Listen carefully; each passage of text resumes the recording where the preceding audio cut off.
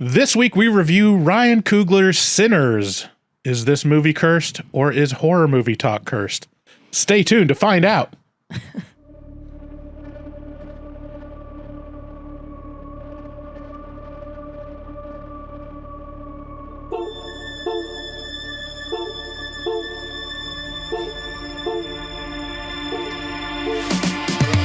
this a metal thing? Yes.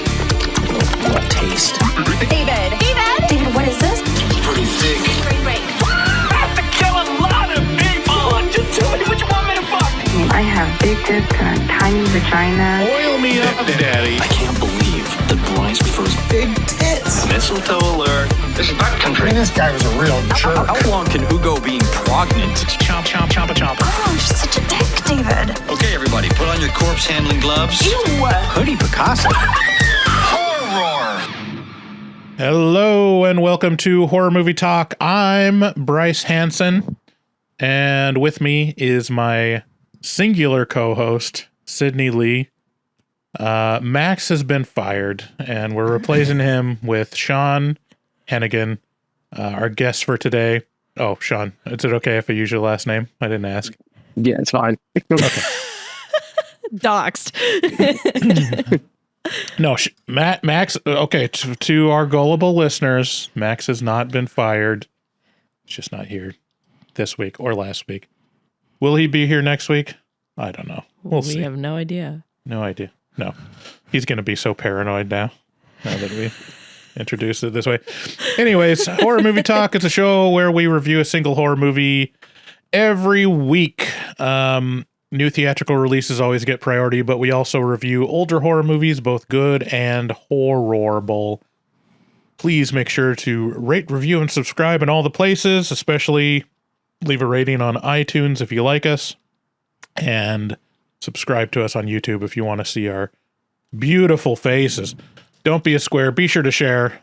Also check out Patreon, patreon.com/horrormovietalk, where it's you can find all our special bonus content, including our pretentious reviews, where we get into some of the older and more weird horror movies that we don't cover on the regular feed.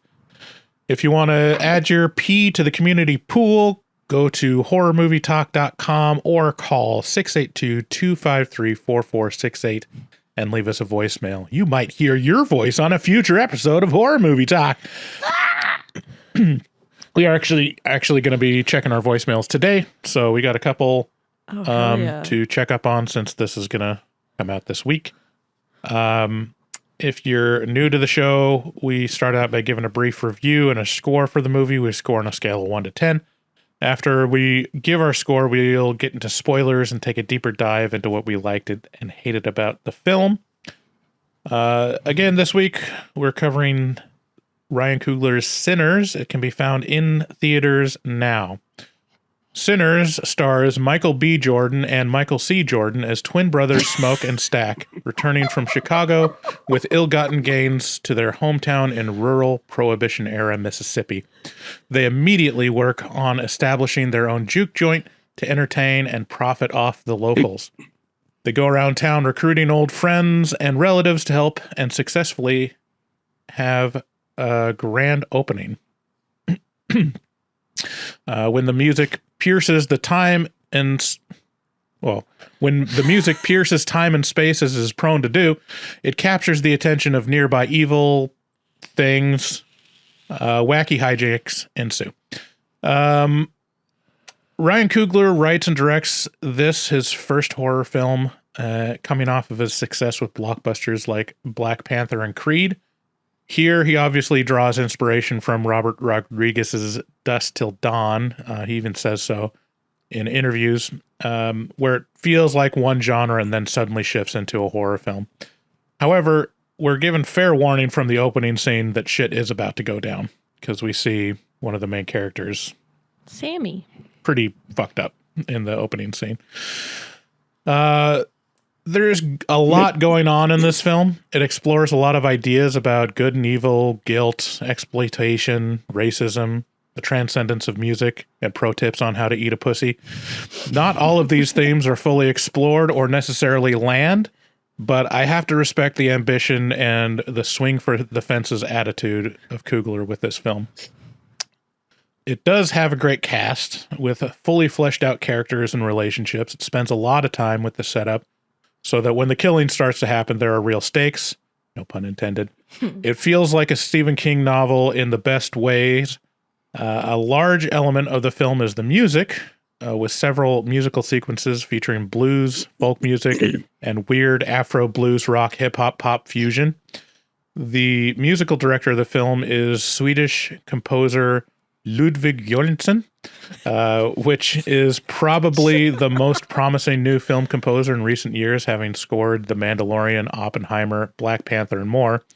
However, in my opinion, he's out of place here, and a lot of the musical score seems out of place and distracting. For a film about Delta blues and juke joints, they seem almost embarrassed to include a lot of it. Overall, the film was very good, held my attention, features a setting and characters that are interesting, and delivers on some great monster moments. I give it a score of 9 out of 10. I really liked it. I was really nitpicky on a couple things that we'll get into in the spoilers, but overall, I mean, like, this is such a great movie and has so much interesting stuff going on. I'd rather watch, 100 of these than 100, what's the last movie we just watched? Movies. What's the last movie we just watched? It's What's Inside. It's What's Inside. Yeah. No, that one was pretty good too. What was the last what was the new release? Death of a Unicorn, that one? Death of a Unicorn. Yeah, that was the worst movie dumb.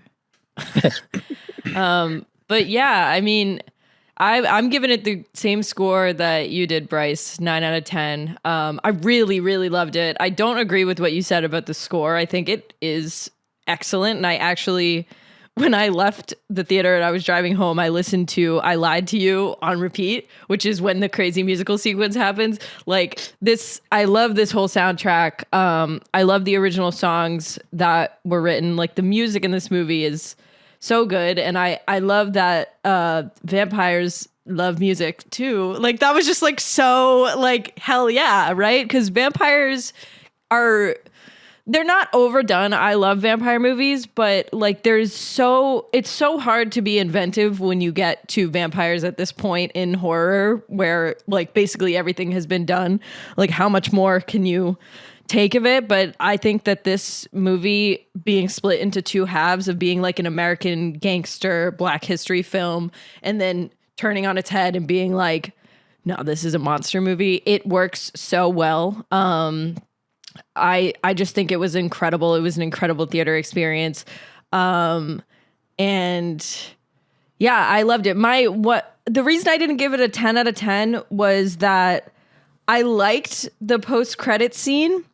I do not know if it was necessary. That I liked it and it was good, but he gets 1 point off for the post-credit scene. 1 point. That's harsh. Yeah. I don't think so. I don't think that that's the harshest thing. I mean, it is Which definitely post-credit scene? There was two. There's a mid-credit scene and a post-credit scene that I missed. You even warned me to stay for the post-credit scene. I texted you. And I was like, oh yeah, there's the post-credit scene. It was the obvious like one that you'd want to stay for. So I had to look up what the actual post-credit scene is, and I'm like, oh my God. Okay, who cares? Okay. Wow. But yeah, I didn't think it was necessary, and I almost left the theater, and then I saw that it kept going, so I stayed. And I honestly don't know if I just don't think it was very necessary, but the rest of the movie is absolutely incredible. This is the best movie I've seen this year so far. No matter what genre, it's obviously the best horror movie, but it's the best movie I've seen this year. And I think that this might be in talks for Oscars. I really hope it is.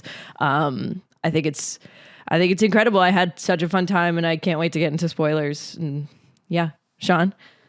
Yeah, I give it a 9 out of 10 as well. The one mark off for me was really nitpicky. But again, I think if you're going to get a 10 out of 10, you should have all the very little things there. So 9 out of 10 is definitely nothing to, squash about. So it was really enjoyed it. I also enjoyed the score. big Ludwig Göransson fan myself. I really enjoyed the soundtrack in general. The Sammy, the actor who played Sammy, that boy can sing. Had to look up. He grew up singing gospel in church, so that explains a lot. The soundtrack was great. I love the music. I'm a big music person. You see multiple kinds of origins of what would become country today in it, which we can probably talk about later. It just overall really, really good movie. I enjoyed it. Fun. So what was the stuff that took the point off for you? What was the nitpicky things? To not give too many spoilers away, I think they could have given more backstory about the main characters. I think they should have done even just like 3 minutes of worth of flashbacks in the movie. I think that would have, because they reference a lot of stuff in the past and then they don't show it. And I'm like, well, if you show a little bit of it, I think that would have gone a long way. What main characters were you?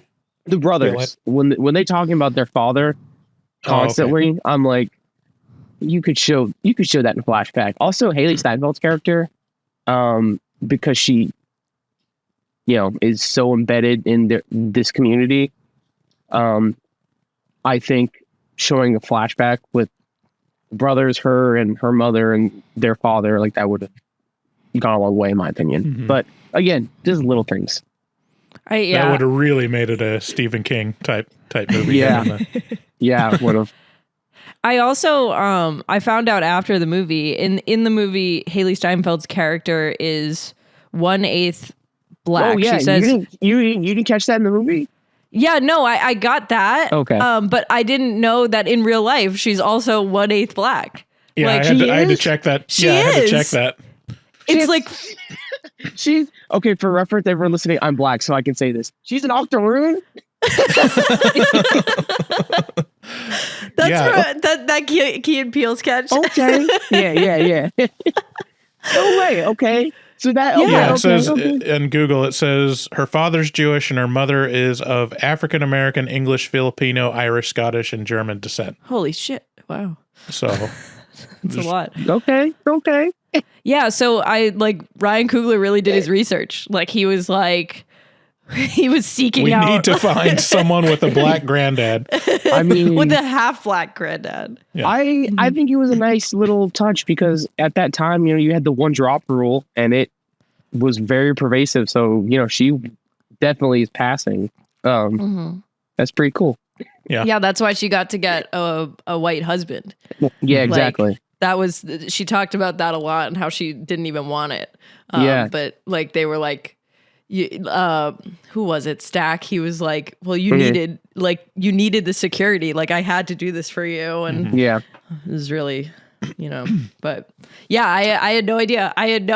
Like having that in the movie and then looking up the movie afterwards. Okay, I know. It's crazy. She's a great actress too. Okay. So we all give it 9 out of 10s.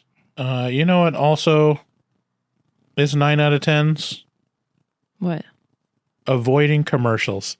So if you're listening to commercials right now, you should know you don't have to. You can go to our Patreon and subscribe to, I believe it's the $6.66 tier, and that gets you early access to episodes without commercials. Or even if you want to go on our back catalog and listen to stuff without commercials, you can get access there. Also, if you want to support us, you can buy our merch at horrormovietalk.com/shop. Also, we want to support our resident artist, Dustin Goebel. He's a professional artist who fucks hard, and you can find him on Instagram at dgoebel00. That's at DGOEBEL00. If you want to call and leave us a voicemail, call 682-253-4468. Thanks again. Let's get into spoilers.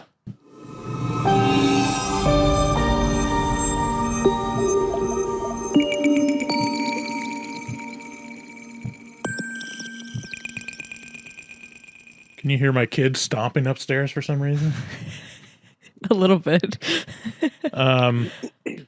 Okay, so we got to talk about how creepy this experience was. Like, and allude to my opening statement as is Sinners cursed, or is it just me and Sydney? We The both. craziest, the craziest coincidence happened. I told Shawn about it. Yeah, I was here. You know, we got a group chat going, and Sydney, in my time, I don't know, what was it? I went to see the movie at like 2 p.m. So it's like 11 a.m. your time. Yeah, so like at 11, I get a text from Sydney that she's just sitting down to. They fuck. That they are sitting down He to. has a click. To explain, he has a clicker every time he misgenders me. He clicks it.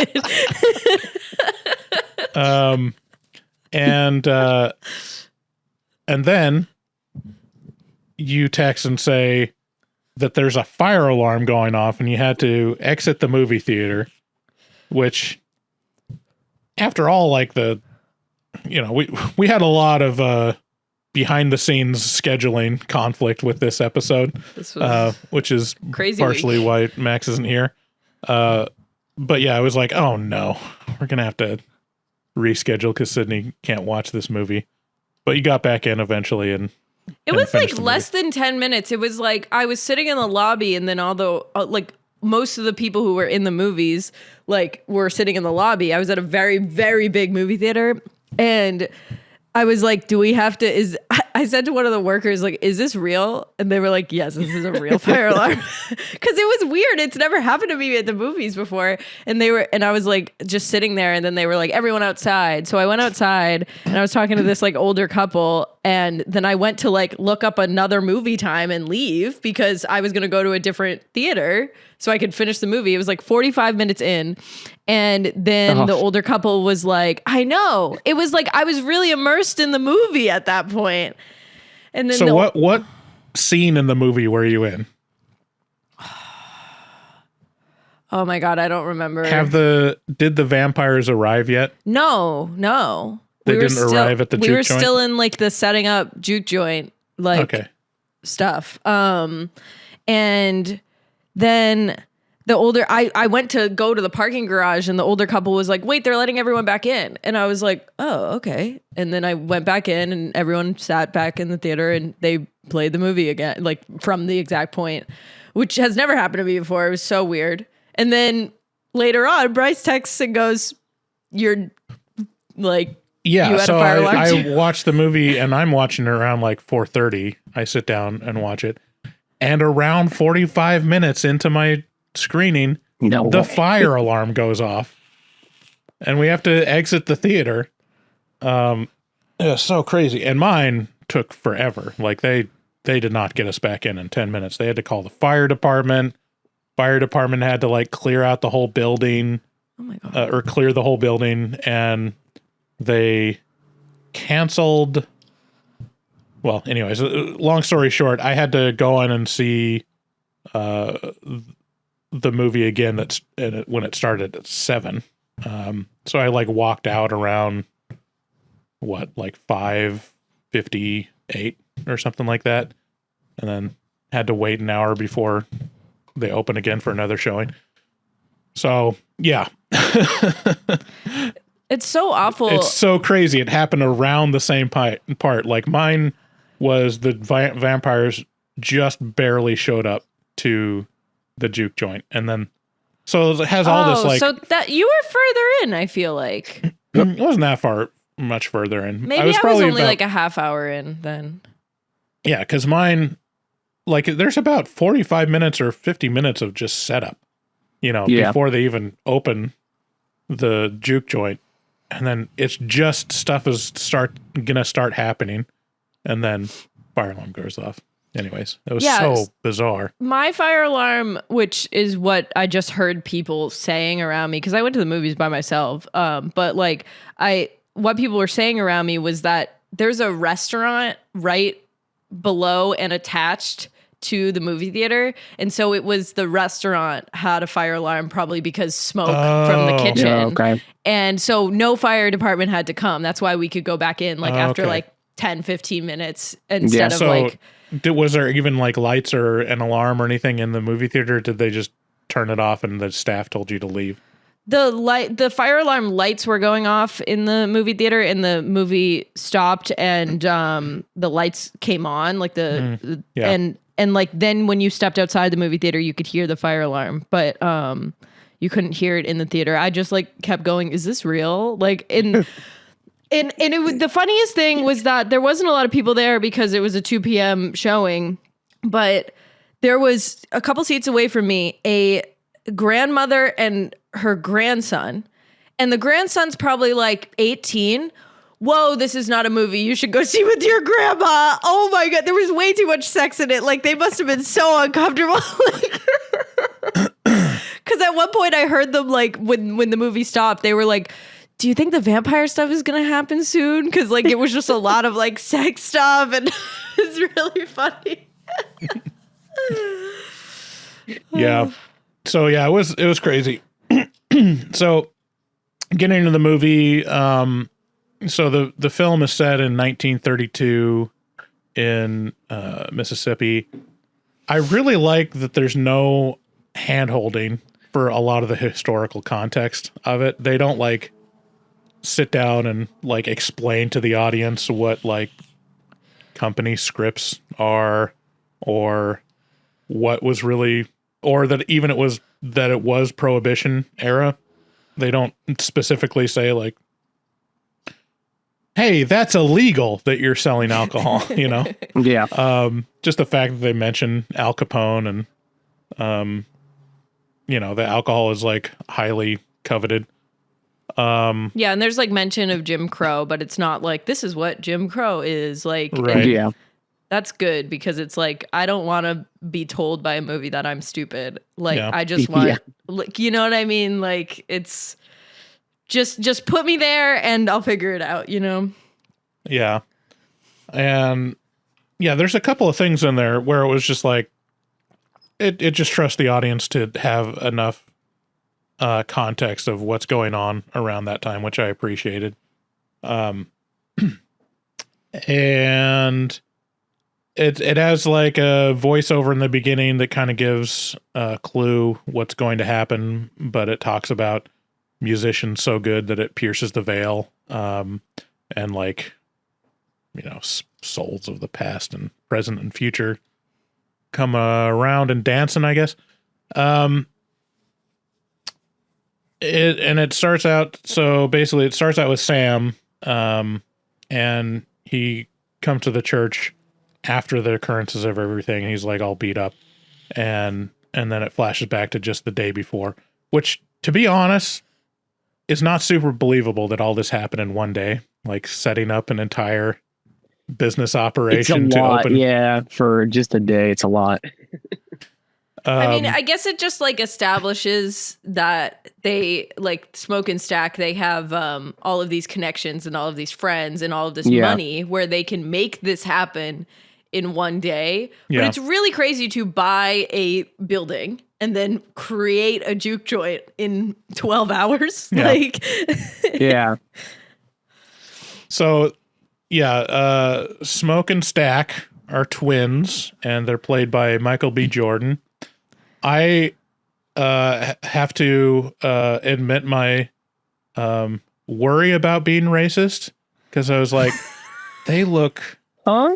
I know one of them's Michael B. Jordan. I guarantee that one of those guys is Michael B. Jordan, but could this be another actor that just looks like Michael B. Jordan? are you like, fucking serious? I don't want to be the guy that's like, they all look alike. To be fair, growing up like with Lindsay Lohan in the remake of Parent Trap, I was like 13 before I was like, where's her? I didn't realize that was CGI. I was like, where's her twin? In real life, I was like, damn, her twin never comes out. I was just too scared of being racist, of like, that I had to really check myself. I had to really guarantee that it was Michael B. Jordan for both of them. And so, also, I can't prove this, but I think this was originally meant to be Michael B. Jordan and Jonathan Majors, and then the stuff with his legal cases happened and his domestic abuse. And I'm pretty sure they nixed him from this movie. I can't prove it, but I have a hunch that's what it's supposed to be. I think I've seen enough tweets that have alluded to something like that as well. And I'm glad that he's not in this movie because Michael B. Jordan is such a good actor that He's great. Yeah. he does great. And I really like how the twins, one of them wears red and one of them wears blue, so you could tell them apart. Because I was like, how are we gonna like be able to do this? Because it's the same actor. So it's like right. And then in the end, they take their hats off, and I'm like, oh, I'm fucked. Yeah. I'm like, I don't know which of them is which. No, the good one was wearing the white shirt, and the bad one was wearing the black shirt. Yeah, it's true. Yeah. Okay. Well, anyways, I don't know. And one of them was a vampire, so it seems like a weird choice to make it the same. I mean, I love Michael B. Jordan. I think he's a great actor. I've loved him since The Wire. But damn, yeah. It is a weird choice to have like that seems like it's needlessly complicated to do the nutty professor thing for this movie. They could have just got another black actor, which is probably annoying to, black actors in Hollywood. They're like, so you have an entirely black movie, but you're not going to cast that with another actor. It's like, that must be kind of annoying. But anyways, just saying.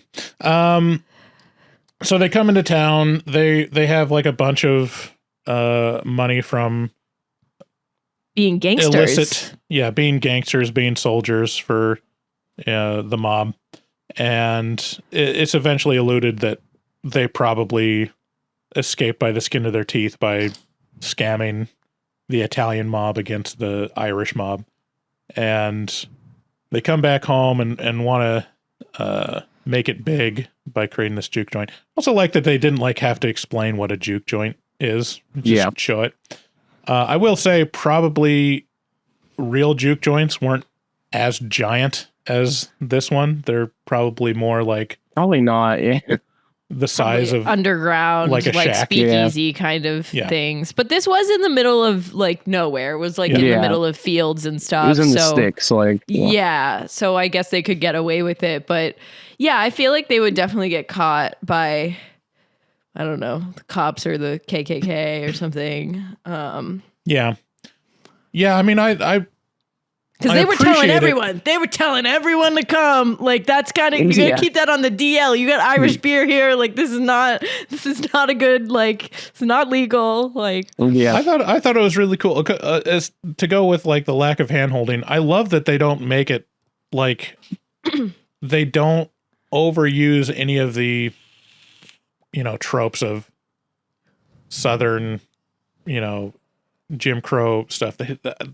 There's mention of the KKK, there's kind of alludes to racism, but it's not about that. It's nice to have a movie in this time period about, sharecroppers or African American experience that isn't specifically about racism and oppression. It shows them actually living their lives as they would at the time. I did enjoy, I mean, in a sense of realism, seeing Sammy when he's picking cotton and then he goes home and that little shack essentially that his family's living in, and they got no running water, no electricity.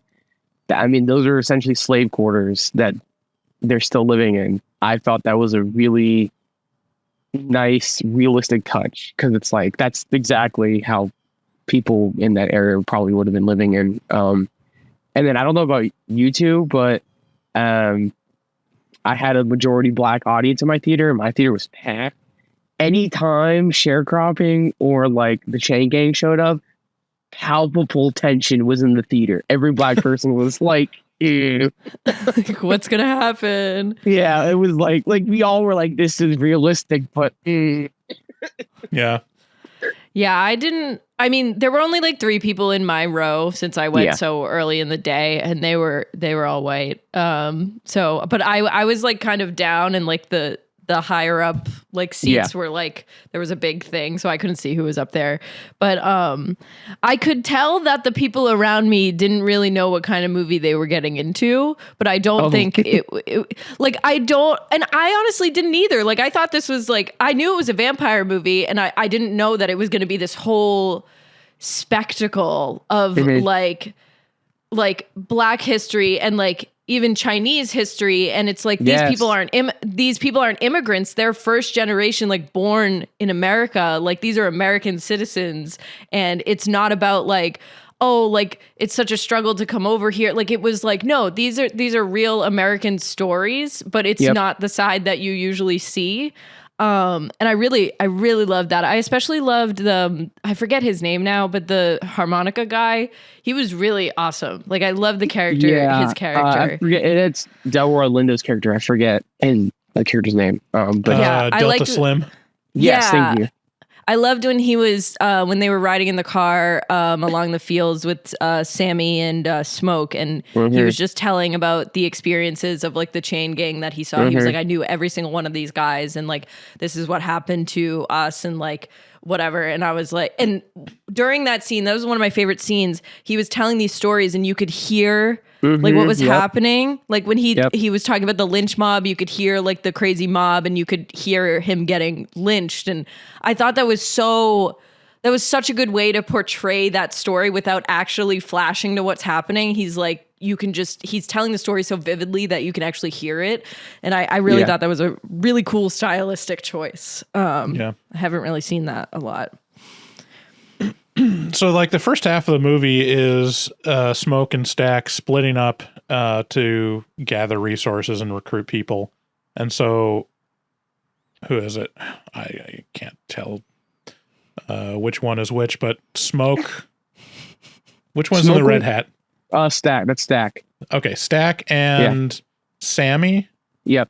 Yes. Go to town and they like get groceries and get like the. No, wait, that's Smoke. Smoke goes to town to get the groceries. Smoke went to town to get like groceries and we learn about. I love when he shoots the two guys and then just says, "I shot them." Yeah, so he goes to town and he's got like their truck that's full of all their supplies, probably all their liquor, all the stuff that they need to set up the juke joint, and recruits a teenager to watch. And then it's a really good character development moment when someone is looking inside the back of the truck and he just immediately shoots him, tells him to get the fuck out of there, but then also pays for the stitches, pays for the doctor to treat him. He just doesn't want to be fucked with. And then we learn about the presumably Chinese. They were Chinese American couple. because the Irish vampire later speaks Chinese, and then she goes, "How the fuck does he know Chinese?" Yeah. So they're like the general store owners, them and their daughter, and so he recruits them to come and like make the sign and help with like the setup and whatnot, and then Stack and Sammy. Yeah. Yes. Okay. Stack and Sammy go to the train station to recruit Delta Slim, and then we're introduced to Mary. Stack's former love interest, Mary, played by Haley Steinfeld, which confused me because I was like, is that the girl that plays Snow White? She looked, and I think it was the hairstyle. It was like she looked exactly like Rachel Ziegler in Snow White. Didn't. She totally did. I'm gonna have to agree to disagree. Yeah, I'm gonna pull up an image. No, she does not look like Rachel Ziegler. Oh, come on, she's a little. Haley Steinfeld is so. She's so hot in this movie. Like she's unbelievable. I told my friend, I was like, my red flag would be if Jamie Lawson or Haley Steinfeld was like, I have to turn into a vampire. I'd be like, okay, yeah, fine, sounds good. I can't find a good. Okay, talk amongst yourselves. I'm gonna find a good image of her in this. Yeah, I like how we're introduced to her and she just like walks up to him and goes, "Are you Smoke or Stack?" "Oh yeah, you're Stack." "Okay, fuck you, Yeah. buddy." Yeah, big fuck you. Where the fuck have you been? Also, this is like the beginning of like an like reoccurring theme of talking about eating pussy through the entire movie, where I was like, oh, we're just going for it.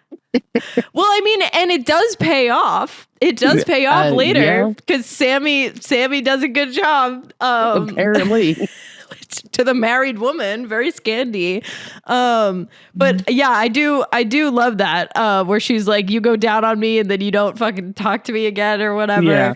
And then like first, like when she's walking up, like Sammy's like, "Oh, there's a white lady looking at you." And then when she walks away, he goes, "I don't think she's white." Like that was like the funniest thing. Like, you sure?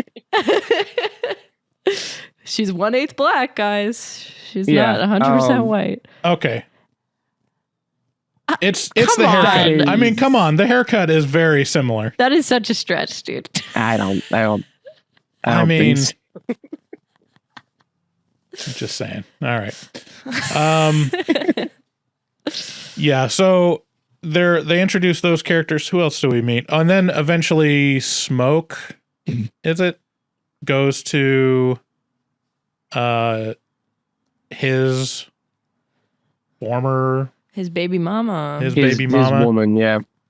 and she's some kind of She's a voodoo priestess. Yeah. I think It's presumably hoodoo. from I think presumably from like Louisiana, because they reference the bayous and stuff. I mean, there's some in Mississippi too, but I think she's supposed to be from Louisiana. I really enjoyed her character. I thought it was pretty cool that the way they kind of talk about and like move through vampirism in like the mortal realm was she was like in tuned to like the supernatural, and she's this priestess. And also, like in the very beginning with the voiceover, who I'm assuming is Haley Steinfeld, when talk about what music can do, and they reference the Choctaw people in the southern parts of the United States, and then like the hoodoo, which is kind of a foreshadowing of her, and then like the West African spiritualism. I thought that was a really cool tie-in, and how like what was going to set up for the movie. That was cool. Yeah. I love that, we've got the voodoo element, and she's the expert at voodoo and like evil spirits. But then the main antagonist is just vampires. She's like, oh, they're just vampires. Yeah. Which has no zero like element in. Because she was calling them something else. Like So she at first she thought they were hate, which is I think that's like an evil spirit or Creole something. of voodooism, of like demonic evil spirits. And then she's like, oh no, these are vampires. These are way worse. yeah. Yeah, because she was saying like what she thought they were was like, oh, the soul isn't in the body anymore and it's being like possessed by something else, basically. And then she was like, oh no, vampires are so much worse because like the soul's still in the body, so it's like so bad. And then everyone was like, ah, shit, man, we thought you were gonna fix all this. But she does know a lot, to be fair. I did love that she was like vampires, and then we get the stereotypical, we need garlic and wooden stakes. Yeah. Silver bullets. Yep, we got it all. Sunrise. And I like how, since vampirism is like in so many horror movies, like I like how she just everyone cuts the chase and is like, here's all the things we need. Let's not spend more time on trying to figure this out. Like, this is how we're going to try to defeat them. Which is good. Very good.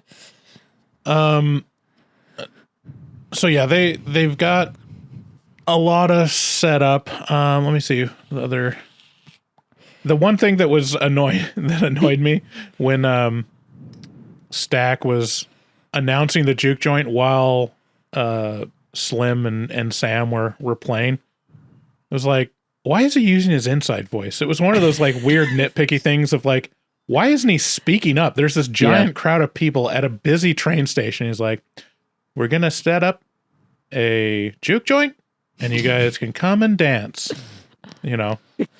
and it's like, you can't just raise your voice a little. Like, it's just a weird choice with direction.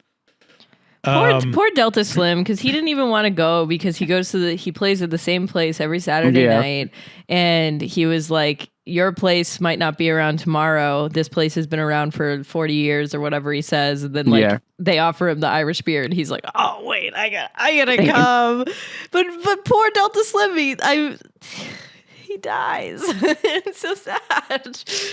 Okay, let's talk about some of my beefs with this movie. Let's talk about the score and the music in the movie. Since you guys love it so much, I'm gonna get the counter argument.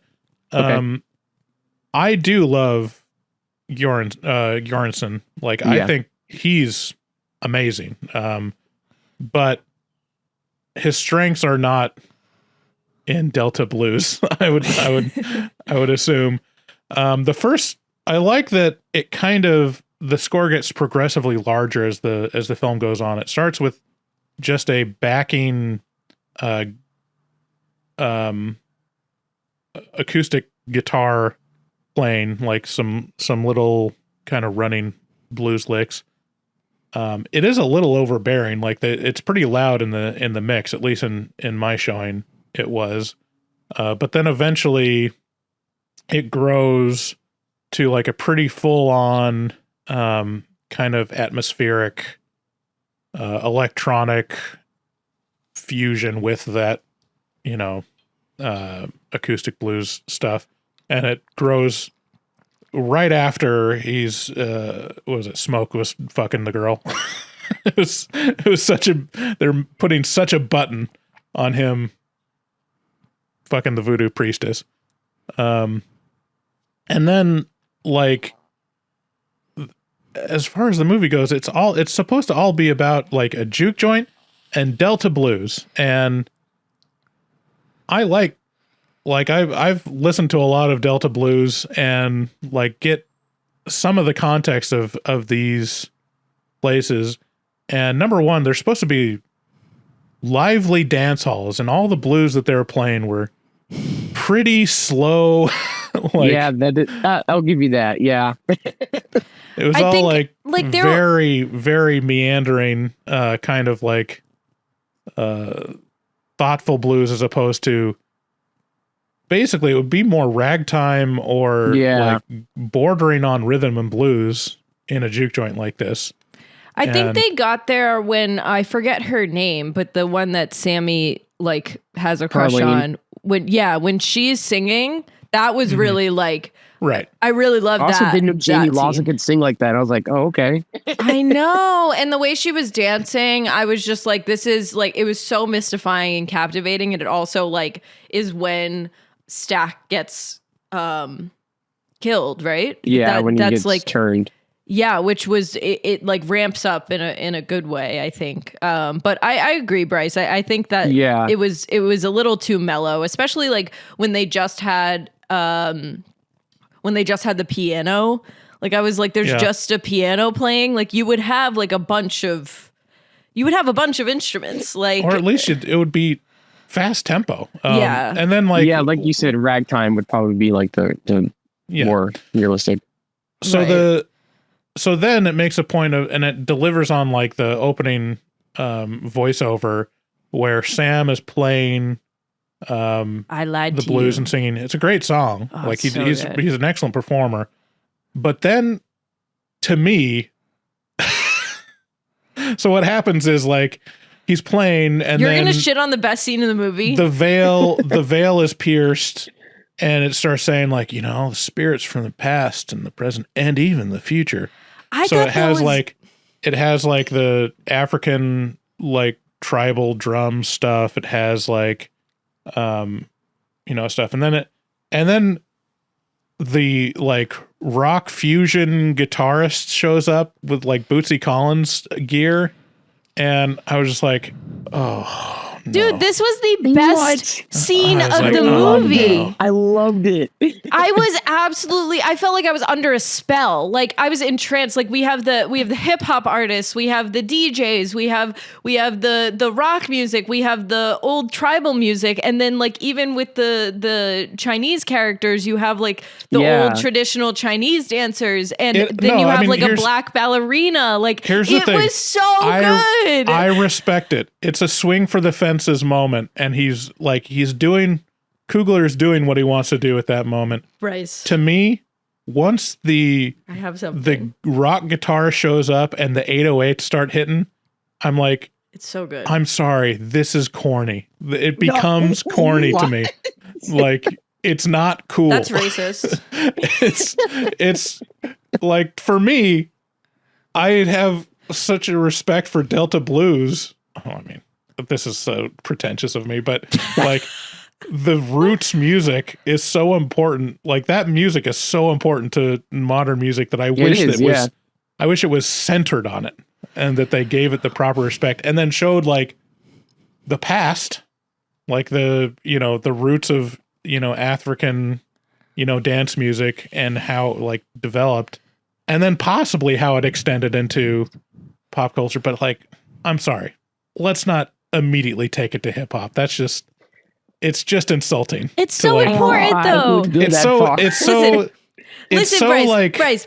So the top review on Letterboxd, 7,495 likes on this review. The top review on the Sinners movie. That one sequence, you'll know it when you see it. Magnum opus type scene, spiritual awakenings type scene, inspirational, foundational, monumental. That is the top Letterboxd review for Sinners. I mean, granted, this just doesn't land for me because I'm a music snob. Like that's the only thing. Like I understand what you're saying. It felt like it was like, we can't trust modern audiences to like blues, like music by itself. I get what you're saying, and like part of it, like that, what you just said, where you're like, we can't trust modern audiences. Like, I do think there's a little bit of that going on, but like, I think it was also showcasing that the blues is like, and black culture in general in the United States is kind of the blueprint, right? Because it's like, the blues led to rock, and then it led to, I mean, you being a music snob, you know all this, but like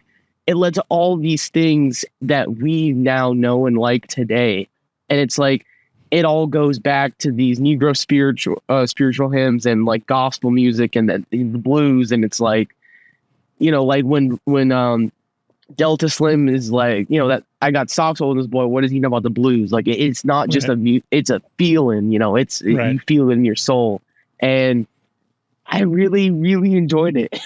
Have you guys ever seen Ghost World? No. Okay. This is the other thing that it reminded me of. There's a great scene in Ghost World. It's a great movie, starring Thora Birch and Scarlett Johansson, like when they're really young. But Steve Buscemi plays a character that they're kind of like mocking through most of it, but his big thing is he is super, super into blues. And there's a scene in the movie where he goes to this club to see one of these just absolute legendary blues guitarists. And it's just packed with people. And no one's paying attention to this like ancient, legendary blues guitarist. And he's talking with his date, and she's like, "Do you like authentic blues? Like Blues Hammer is going to be on next, and they're authentic blues."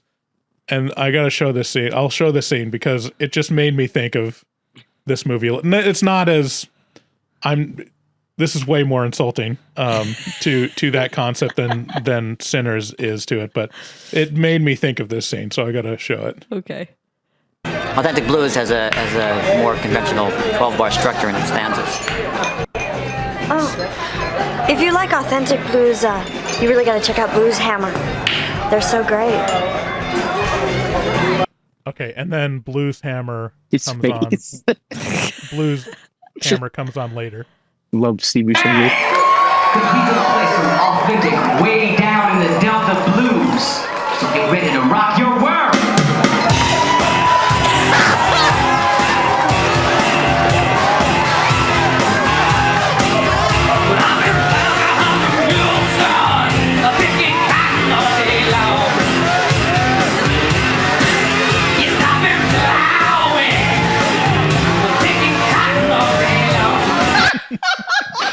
It's just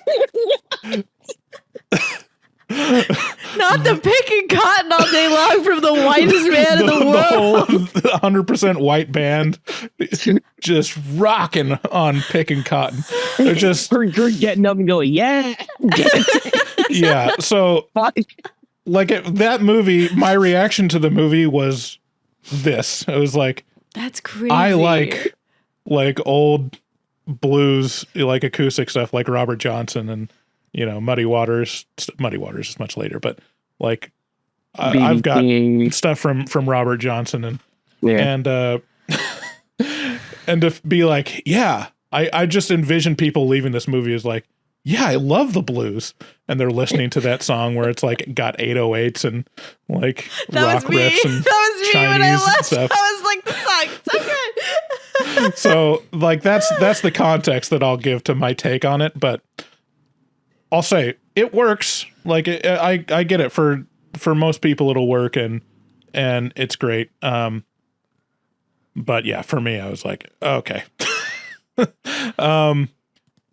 Then what was the other? Oh, the other like criticism I have about this movie is that was really nitpicky that I didn't give in my review was the cinematography. So What? this is shot. This is shot on 65 millimeter. Yeah. Yeah. And I don't know. It seems like they didn't take full advantage of it, to be honest. And there was a couple scenes where, from the technical aspect, I was like, This is real slightly nitpicky. out of focus. This is not even in focus, and the lighting is off. Like the lighting doesn't match the scene. No, I'll say this. My friend Brianna and I were talking about this last night. You can tell you can tell if you're looking for it, which I always am because I like cinematography. When they switch cameras, you can tell it's a little obvious. Okay. However, I would not knock the cinematography as a whole. I think the creative agency that Coogler gave to cinematographer Autumn Archipel, I believe. She's brilliant. She's got a small resume, but she's really good. I thought that he let her just do her thing, and it was so amazing. I was telling Sydney, I was originally going to see these I live in Vegas. I was originally going to go to LA to see this movie, to see it at the Vista Theater, West Hollywood. And I just couldn't. And so, like, I'm dying to see this on 70 millimeter, the way it was meant to be seen. And the IMAX, I wish I could see it there I saw it in IMAX, and it was fucking brilliant. It was so here's the thing. This is my argument for this point specifically. Put this movie up against Nope. Nope was shot in 70 millimeter, and there were some fantastic. Nope was the cinematography was like A1. It was the amazing. cinematography in that showing like the vistas, showing scope, showing like movement through that size of a frame. There's so many opportunities, and most of the movie was like, I mean, this is directing choices too. It's not just the cinematographer. My beef on the cinematographer is like there was a couple lighting and like focus things that were like this.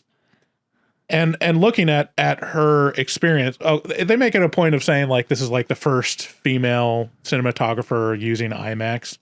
So I don't. That's I cool. feel kind of like bad about dogging on her, but all of her previous experience looks pretty obviously like it's shot on digital. Like I'm not sure, in terms of like professional experience, like. That's a pretty big. I don't know. I'm not talking about anything I know about. But I mean, if you look at Nope, it is. But like, so I saw it in IMAX, and I'm not even joking. The final act of the movie, they expanded to 70 millimeter. Like it is the whole fucking screen, and it is clear as day. The shadow and the contrast is amazing. Like I don't know.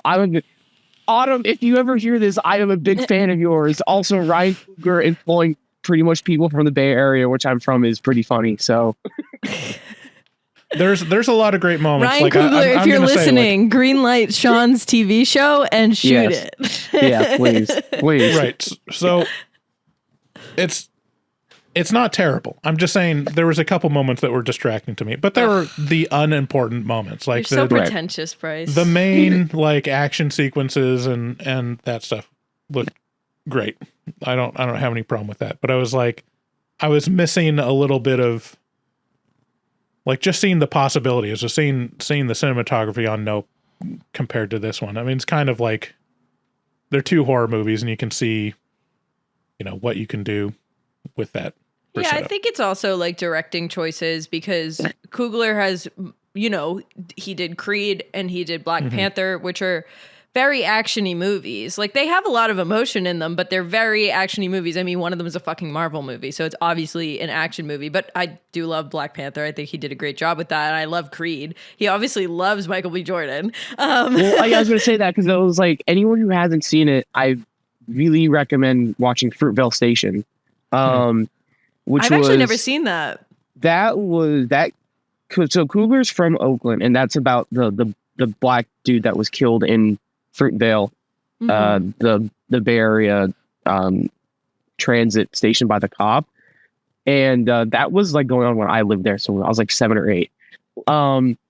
It's so good. And the reason I say it in reference to this movie is because all of the like dramatic moments are really reminiscent of that movie. Where, in terms of stylistic choices, in terms of how he wants Michael to act, it's pretty similar to that. Interesting. But yeah, big fan of Fruitvale, and I think there are some not references, but like homage to it in this movie a little bit. Did you guys feel that there was enough differentiation between Smoke and Stack? I was confused a little bit. I got a little confused later on in the movie when they were switching pretty like constantly between them. I was a little confused, but I think this is so funny, but I think it made it easier because one of them liked the white lady and one of them liked the black lady. And I was like, this is a good differentiation. I'm not going to lie. I think one of the funniest sub themes, whether he intended it or not, and I think he did because Ryan's wife is black. I think one of the funny sub themes is, if you're a black man, don't be chasing those snow bunnies because they'll get you killed. I mean, that is true. I mean, Smoke survives. I mean, he doesn't survive, but he, lives through the night at least. And Stack becomes a vampire. So yeah, I mean, it was nice that they were wearing different colored hats. That was where I mean, when they remove some of the identifiable traits, it's like, man, I wish they would have added like a tick or something. So I also think in the Juke joint, everything got so hectic so fast, even before the vampires came, that like you are like, oh my God, you're switching like constantly between like scenes and like it's moving so fast paced that like it gets a little confusing. But we need to get into the vampires. So the vampires are introduced and like we see what's his name? What's the vampire's name? He's Cook from Skins. He's Cook from Skins UK. Reference. Yeah, I was literally like, no fucking way. Like the minute he showed up, I was like, the vampire is Cook? Oh my God. Yeah. That's so cool. So Remick is the vampire's name, and he like jumps into frame and he's like smoking. And I also, why didn't those two siblings be like, why are you sizzling? Yeah. Right. They were just like, white guy at my door, that's fine. They're like looking behind him like, is there a fire out there? Like, is there an explosion nearby?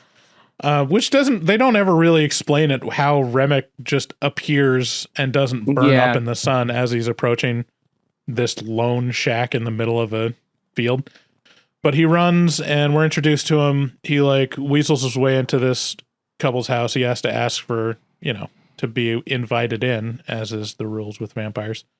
And then he says he was like ambushed by some Injuns, and then it's revealed that he's a vampire and eats the couple, and then And the Native Americans do come and they're like, there is a guy, if that guy's in your house, like it's bad. And they're like, we're members of the KKK. We hate you. So like, they don't even care. Like, I love when the Choctaw people are like, yeah, we know you hate us, but like, we just let us kill this thing. Yeah, don't trust that guy. And she's like, whatever. And then the Choctaw vampire hunters leave and they never return to the film. I was like, I was a little sad about that. I thought they would have made an appearance later on. Yeah, that would have been nice. But you know, in their defense, they're the only smart people in the film. They're like, hey, the sun's going down. We better get the fuck out of here. Right. Let's not fight vampires at night. Yeah, let's just go back to our houses and chill. Like, I don't want to deal with this. All the Choctaw survive. So yeah, and then the vampires show up at the juke joint while it's going full swing, and They're so like, can we play Irish jigs? Right. Yeah. So okay. I really love that. They made the vampire Irish. I think it's really cool. Like I said earlier, this is like you get to see the two sides of the origins of modern country music because they're rooted in Black American and like soul and blues.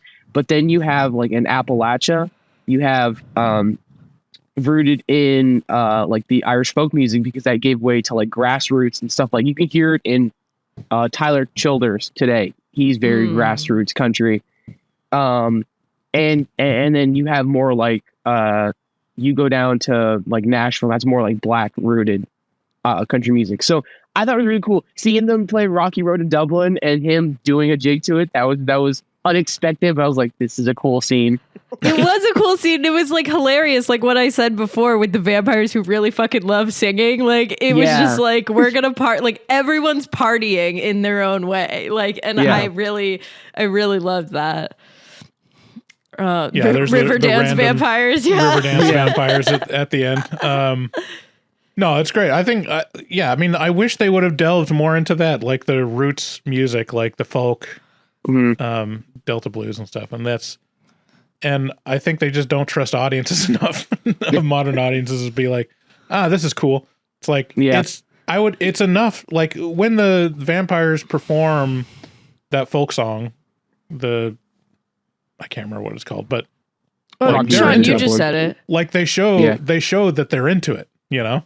Yeah. That the people are like, hey, they're pretty good. We should let them in. And it's not like, hey, this is corny shit. It's like, no, they're all into the same music of the time, you know. Vampires show up and they're creepy enough and distrusted enough, probably because they're white, that they're not invited in. And they're kind of salty about it. And I guess the vampires show up after Sam sings his fusion song. Yeah. And it's not super clear. Like at the end of that song, like the place is shown as burning up. And so I think that's supposed to be through the vision of these vampires of what's going to happen. Yeah. Because like they can see the dead and they're like, oh. I also thought he was just like, burn the roof down with the fun song. Like I was like, woohoo, yeah. But they sing. The vampires sing for them. They're like, "Can we come and sing?" And they sing, and then like Smoke and Stack and everyone are like, "No, like that is literally not what we want here. That's not what we're doing here. Like we don't have white people in here." And then they're like, "What about her?" And they're like, "She's family. Don't talk about her." And love that. And then the vampires are like, "Oh, we're gonna walk away so slowly," and then they walk away really slow. But I do love the theme that they're like genuinely hurt when no one wants to like be a vampire. They're like, "What do you mean?" Yeah, they're like, "Oh, this is so sad." And then Haley Steinfeld like ends up being like, what if they have, because they're not going to like break even or something. And Smoke and Stack are concerned about the finances of this place because they want it to survive and they want to make money, obviously. So they're like, Haley Steinfeld's like, I'm going to go outside and I'm going to try to get money out of them, basically, is what she says. And that was a very bad idea from Mary over there because she gets turned into a vampire. Yep. And chaos ensues. This reminded me when they're like pointing out Haley Steinfeld. African Americans plus Mark. So they're literally. like, yeah, she's fam. But no, I love it. They subtly, I mean, they say it overtly. They're like, no, we're not going to let white people in here. Like, they're fine now, but if one of us steps on their shoes or looks at their girl too long, they're going to bring the KKK here, which is Valid. legit. That is a legit threat of what would happen if. And they don't make it a huge point of the movie, but this is like an example of, this is one of the very few places where African Americans could be like safe happy? and on their own and happy and like self, you know, whatever, like having actual. Yeah, 1930s Mississippi is not necessarily the best time to be a black person in this country. Right. So to have like their own place where they're like, don't have to worry is like very important. Yeah, it's away from white people, and it's like where they have freedom and they have a place of their own, whereas everywhere else they're going to be shunned or, you know, segregated, literally, to somewhere else. So that's a little example of that. That was nice. And then the Haley Steinfeld goes out and gets picked off by the. This is a weird spot because as they're running the juke joint, they're running the numbers and they realize like, hey, everyone's paying. I just said this when you were looking up the you did? video. Yeah, yeah. Okay, I think you were gonna say, Bryce. So they realize, hey, everyone's paying in these credits, which the white fucking plantation owners were doing in real life at that time, because they were like, well, we don't want to give them money because then it keeps them dependent on the plantation. They have to stay in that area. They can't leave. And you kind of got the sense, like an overarching sub-theme of like, you have to stay as a black person because where else are you going to go? And that was very real for a lot of black folks at that time. And that kind of is pervasive even towards today of like, you know, being kept in your area by like the ruling oppressing class, which usually is rich white people. So it was a cool little touch. Yeah, they were really upset. They were like, why are you letting them pay? Like Smoke and Stack were like, why are you letting everyone pay with these wooden plantation coins? Like, we're trying to make money here. And I mean, everyone else who is helping them run it is like, what else are they supposed to do? Like, they don't have real money. Like, you're creating like a safe haven for your own people. Like, you need to let them just do what they can, because we can't, like, they have no other option. They just want to drink and have fun. So, but Smoke and Stack are like, fuck, we need gold. Like, they realize that like in a month they're going to have no actual legal tender. Yeah. right. So they get sent out to get the money from the vampires, and that's when she turns. And then, you know, a couple of people get picked off, and then the last part after like all the people leave is the Asian lady gets pissed off and invites them all in, which is like, all right. Yeah, I was like, God damn it. Like, that was so enraging because it's like everyone has left besides like our main, like, what, 6 or 7 characters. And they all the people who left get turned into vampires because they're right there. And that, she's just. And this is one of those things that's like, okay, now we're starting to get to the edge of believability because there's like, what, 7 people being attacked by 50. It's like, okay, basically. So they wouldn't survive for more than 30 seconds. That's just like, there's no way that they would survive. But then all of a sudden, like, you know, well, I mean, 2 of them they all basically get killed pretty quick. Besides two, Smoke, Smoke and Sammy and Perlene, those 3 make it, and then she gets turned. I was like, oh fuck. I know. Yeah. So poor Sammy. Yeah, I mean, it's a full on kind of Dusk Till Dawn situation where it just turns into a different movie and all the action happens, which is awesome and great. And I love when movies do this. Yeah, I love when movies turn you on its head, like they turn on their head and they're just like, what about this now? And you're like, fuck yeah. Like, let's go. I wish they didn't show Remick turning the people. They could have just gotten rid of that scene and just had the first appearance be Remick showing up with that other couple. And then that would have like even more sold it as like, we don't know what's going to happen. But yeah, I think it's just fine. some reason probably Ryan Coogler wanted to have Native Americans in there, and that's why the old scene was in. But I agree. I don't think that sequence was very necessary for the plot. Also, it lended to because apparently when they turned into vampires, he like fuses their memories together. I think also it was him going, "Hey, like I know I'm white, but like I truly couldn't give a fuck about race." These two, however, are part of the KKK, and they're coming to kill y'all in the morgue. Right. Yeah, that's true. So the ruckus happens, and just a couple people survive. Yeah, so Smoke holds Stack back and lets Sammy run out, right? That's basically what happens. And you would assume that Smoke kills Stack, or vice versa. Yep. That the vampire is killed because he survived. Yeah. Well, Stack couldn't kill Smoke. You saw that first. Like Stack was because trying of to his- turn. It was his right. the necklace from his lover.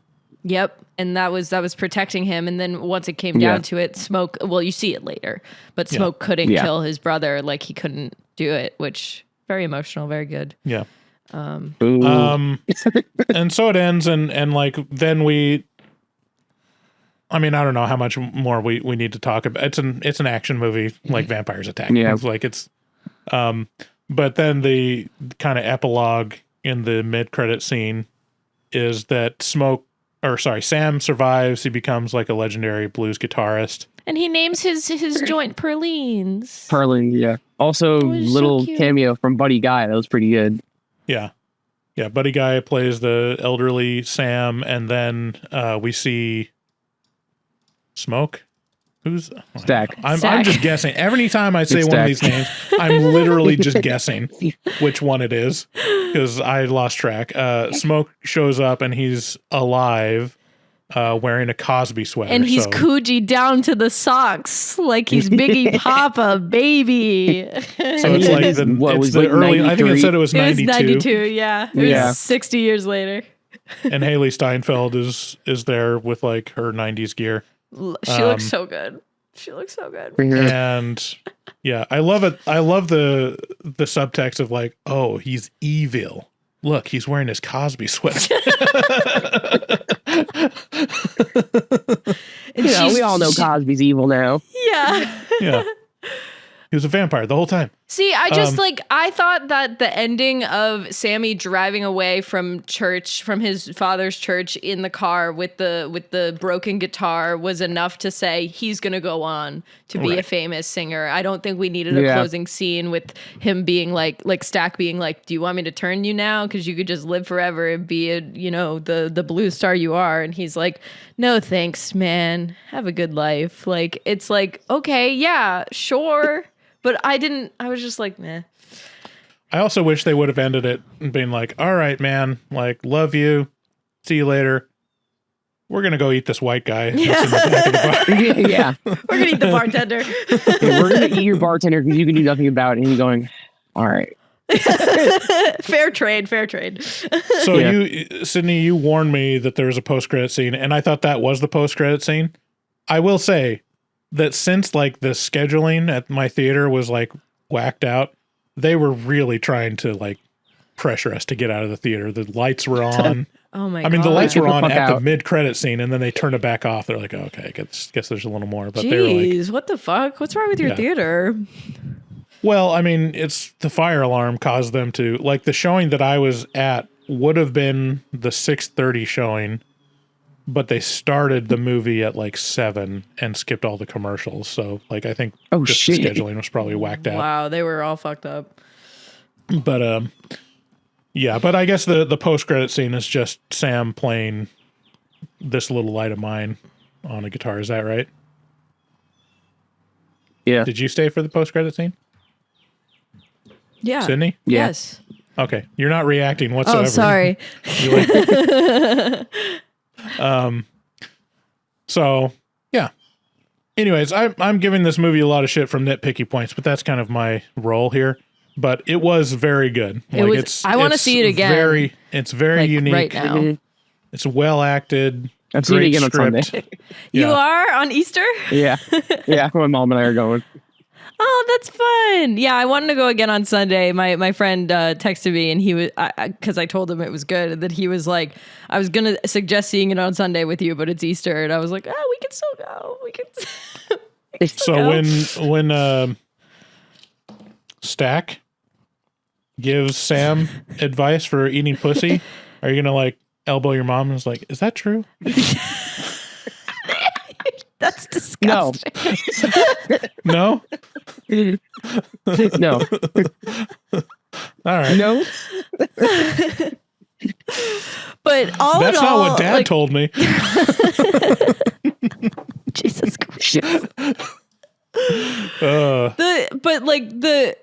Honestly, seeing this movie, it's so good in so many aspects. It's an incredible masterpiece, best movie I've seen of 2025 so far. I don't know what's going to top this, but sex is finally back in movies, guys. Like, oh my God, we've waited so long for this, and this movie is sexy. Like, it is works. It is sexy. The spit, when she spits in his mouth, I was like, let's go. Yeah, I was like, oh shit. I know, right? They went for it. I love it. I loved it. Yeah. Yeah, it was good. It was good. All right. That's all I have to say about it. Do you guys have any other points that we didn't talk about? All right. I don't think so. Well, who would like this movie? I think everyone. Yeah, I think this is a great. Yeah, like this. I agree. This is the best movie that's come out this year for horror movies. Like, I recommend anyone go see it. Again, I would have given it a 10 out of 10 if I wasn't such a pretentious douchebag about some things. Yeah, like my 9, I would have given 10 out of 10, but like I said, I really, when they're constantly like, oh, our dad with the twins, and then like they constantly reference, Haley Steinfeld's mother and growing up with them, I'm like, all right, give us like a couple minutes of flashbacks. Like you constantly talking about, let's see it. Like, yeah, and they give a lot of flashbacks that are unnecessary too. They're like, yeah, just randomly of like, or just like give context whenever they need it. Yeah, or even just like a flashback of them like in Chicago, like because they constantly talk about that, and I'm like, okay, we get that you were gangsters with Capone and also the Irish mob in Chicago, but like let's like 30 seconds of it. Let's see it. Right. Yeah. But it's great. Shit, I never played my new drop. What's your new drop? Sinner. Okay, moving on. Let's go to horror movie Whores. Whores. It's what we call our fans, Shawn. Whores. Oh. Sorry, I should have pulled this up. Give me a second. Is that your marker? Mm-hmm. Or hey, I could just do this. That's like the clicker that you use when you're training puppies. Yeah, it literally is. It's a dog training clicker that he bought for himself to train himself to call me they, them. Like, I mean, if it works. Okay. How many voicemails do we have? We only got like 4, and they're not too long. Great. Perfect, because I have to pee so bad. Hopefully they don't ask Max any questions, but here we go. Can't prevent that. Hey guys, this is the Beast from the Northeast, and I wanted to give you a call while it's still fresh in my mind. I have an idea for a new segment. It's gonna be called Will It Sequel? And basically, you guys take whatever movie you're reviewing, and you each give your perspective storylines on a second movie. See if it would make sense for it to be a sequel, or see which one of you guys come up with the best story for a sequel for the movie you're reviewing. Yeah, I figured that you guys kind of attack these reviews from different angles every time I watch an episode. So I figured that you could each have a good your own little angle there that you could go for each one of these movies. And that's what I like about all three of you guys. You guys come from three walks of life. You got the experienced Bryce. You have the, well, I don't know what is there to be said about Sydney. And What you is there to have be the said? young and, I say this in the nicest way possible, Max, young and dumb, or maybe a bit naive, Max. Jesus Christ. Still love you, buddy. But, you know, like I said, all walks of life. So I love watching you guys. But yeah, that's my idea for a new sequel. And let me know what you think. All right. Talk to you next time. The Beast from the Northeast wanted to call me a fag so bad. What are you to say about Sydney? What can you say about Sydney? Gay faggot. Damn. Like that's a good idea for a bit though. No, that's good. We could do it for Sinners. Like, it could sequel. We could. Yeah, you could follow Stack and Mary in their 90s life. Yeah, I think we should just like follow Stack and then have it spin off about. I say He it would attacks be Cosby, and Cosby lures in Mary. Oh my God. With Rohypnol or whatever he uses, and then it doesn't affect her. He's like, oh shit. And then it'll be like Leonard 6 all over again. I was going to say you have, it's in the 90s and it's Sammy's grandchildren or great grandchildren, and you have Stack and Mary, and there's an evil vampire that they don't fuck with, and they have to team up to take down the vampire. That'd be great. See, I don't think you guys just appreciated how great of a pull that was. Leonard Part 6. Like, I don't know what I just want for my elder millennials out there, like, that's even a pretty obscure poll. Leonard Part 6. Look it up. Yeah, we're millennials, so yeah. You guys are Z's. You are capital Z's, trust me. Shawn is a little older than me. Like I was born in 98. Yeah, I was born in 99, so okay. Yeah. All right. Hey guys, CJ again. Hey Sydney. Listen, this message is going to be for my fellow horror movie whores out there, my fellow brethren. I understand that you want to defend Sydney, but my brothers in Christ, you don't have to go that over the top with the fake. I'm so offended. I'm literally gonna, if I ever see David again, I don't know what I would do. And I'm canceling my subscription because of David. It's like Sydney's not gonna fly out to each one of you and give you a hug. All right, you can tone it down with the fake rhetoric. We get it. Sydney's an adult. She can take care of herself. And show some love from Max and Bryce. All right, especially Bryce doing this at his age. I'm just kidding, Bryce.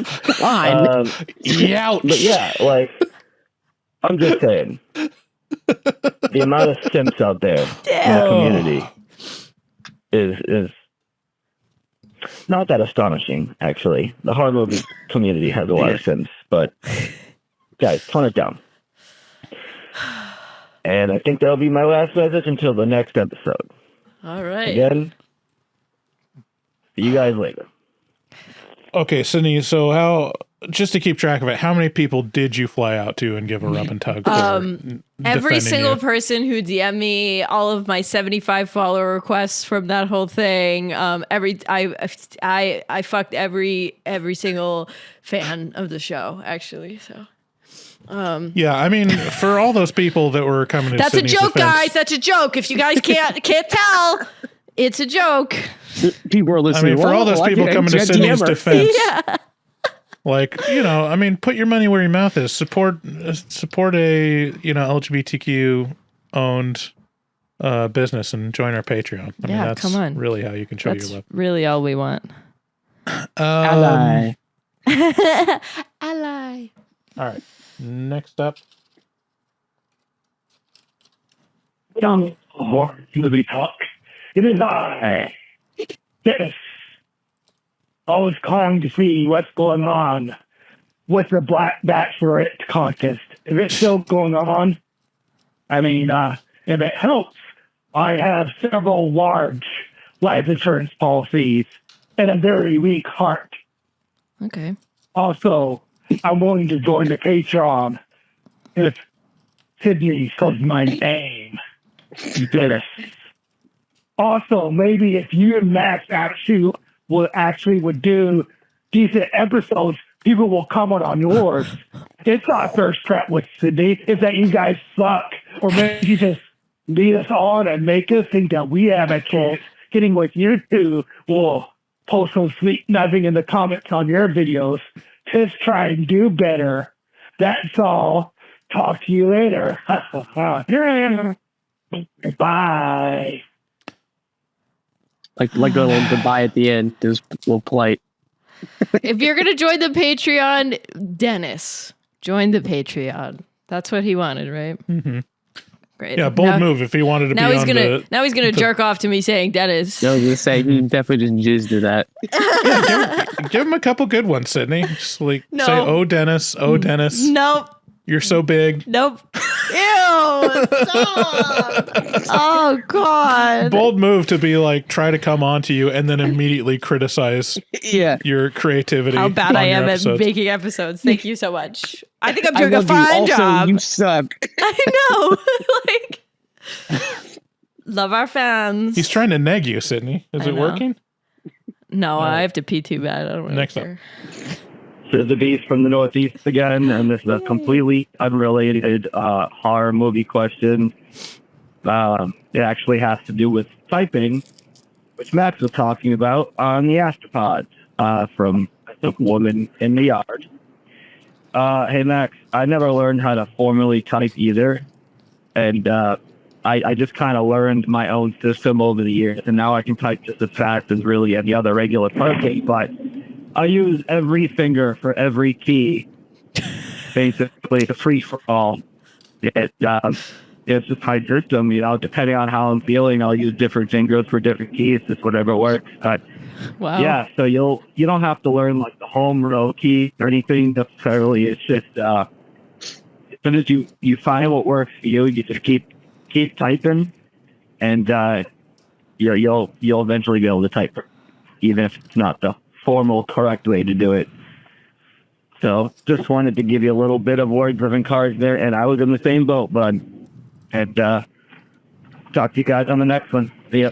I love his Boston accent. It is so true. It is so it's so true. But Shawn, for context, last couple weeks ago on the Afterpod, Max was saying how he never formally learned how to type because in like third grade he was moving around a lot. It didn't take like the Mavis Beacon like type to learn classes in school. No So way.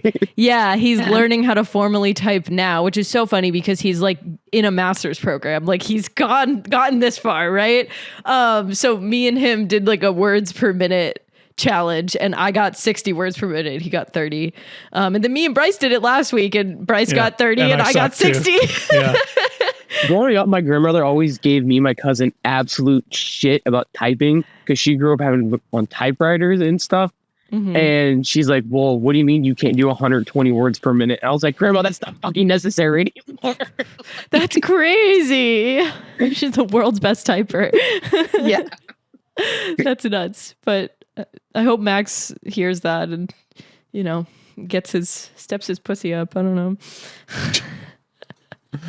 Was that it for the voicemails? That's it for the voicemails. That's it for the episode. Thank you all for coming again. Share all our stuff and be, good internet supporters. And all Shawn, that. thanks for coming. Thanks, This was Shawn, so Absolutely. for coming. fun. Thanks for your insights. Had a good time. Did we have any new patrons to thank? No, Okay. I checked. Yeah, guys, no new patrons. Come No on. patrons. Well, you'll Sorry, have you're not Dennis supposed to next guilt week. people. I for know. not Thank supporting. God. All right, we'll see you next week, everybody. Bye-bye. Bye. Bye. Good day, sir. Good day, sir. Sinner. You lose.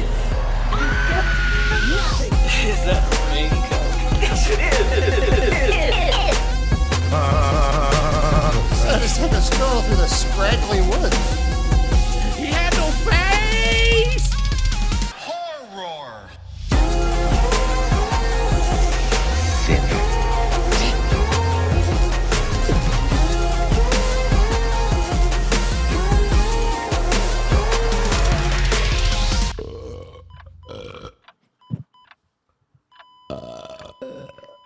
Wow, that didn't sound good.